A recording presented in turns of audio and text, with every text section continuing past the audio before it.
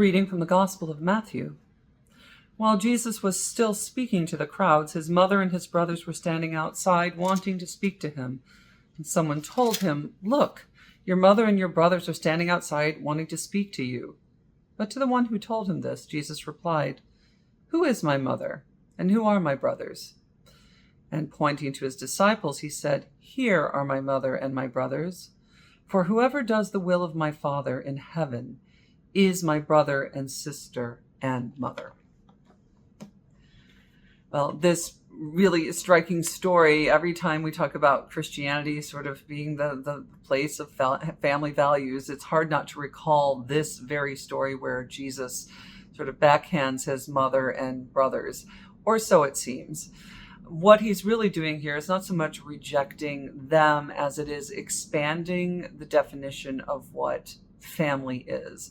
And we're in this season of Epiphany, and we're thinking about the ways in which this chosen people of Israel has become actually a much more universal, broader affair, not defined by bloodlines or religious practice within a small sect, but rather something that is universal and meant for the whole world. And so here Jesus is redefining not only for whom God is coming into the world, but also who we're supposed to be for as people.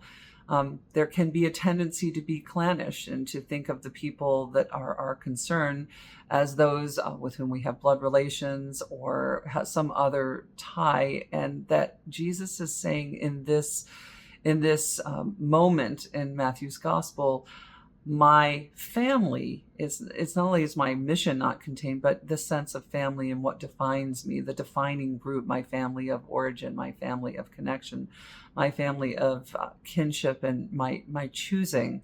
A lot of folks in our modern day will talk about having kin and then kinship with a chosen family. And in a way, this is echoing what Jesus is saying, which is we don't have to be defined by blood. Rather, we're defined, he says, by all those. He says, I am most deeply connected to the people I call family, brothers, sisters, mother. The people I call family are those who are listening for and doing the will of my Father in heaven.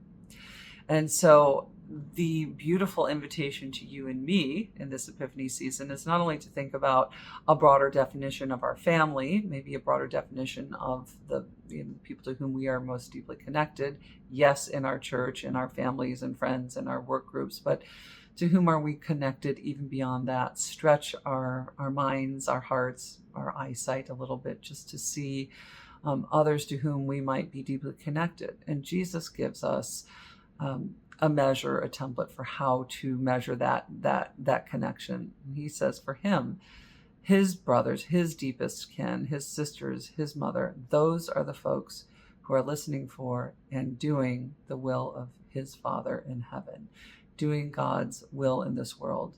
And that great invitation for you and me to understand ourselves as children of God, as brothers and sisters of other children of God. All of us engaged in one great project as Jesus lays it out, which is to listen for and to be doers of the word, people who listen for and are following the will of our God in heaven.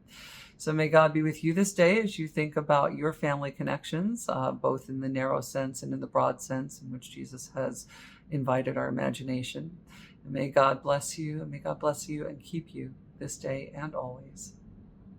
Amen.